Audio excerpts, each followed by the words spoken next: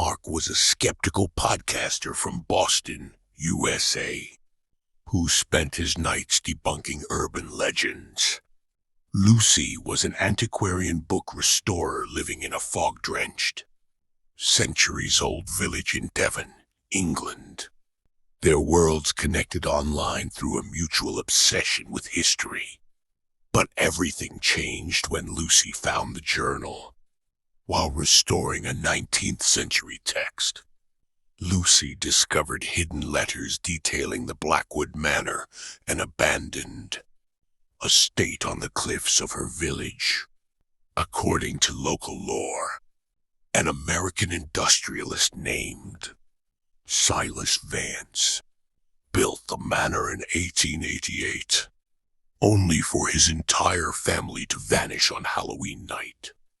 The letters suggested Silas brought something dark back with him from the deep woods of New England. Intrigued by the cross-Atlantic mystery, Mark booked a one-way flight to the UK. The crossing. October brought a bitter, unnatural cold to Devon when Mark arrived. The village of Blackwood was swallowed by a mist so thick it felt physical. Lucy met him at the local inn, her face pale. The warning: the innkeeper refused to serve them when they mentioned the manor. The atmosphere, the wind outside didn't howl. It sounded like low, distant whispering. The entrance, at midnight. They stood before the rusted iron gates of Blackwood Manor.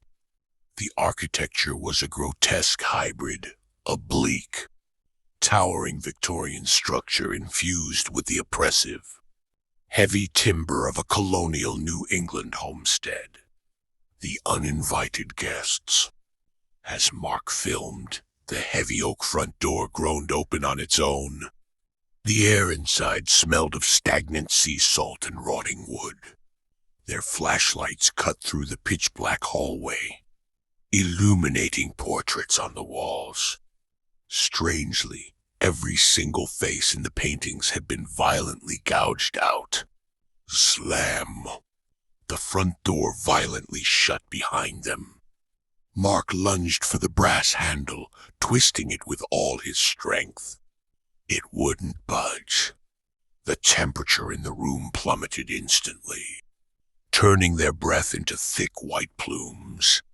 They were trapped. The phonograph's song.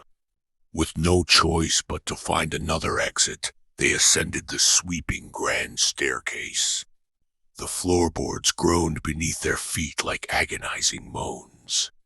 They entered a massive, circular parlor. In the dead center sat an ancient, brass-horned phonograph. Without any mechanical explanation, the dust-covered needle moved. It dropped onto a cracked wax cylinder.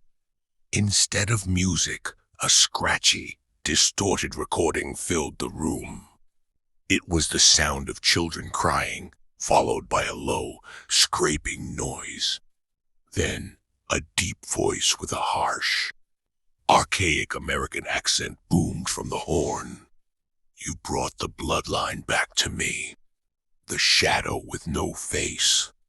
The flashlights began to flicker rapidly, dying out before leaving them in total darkness.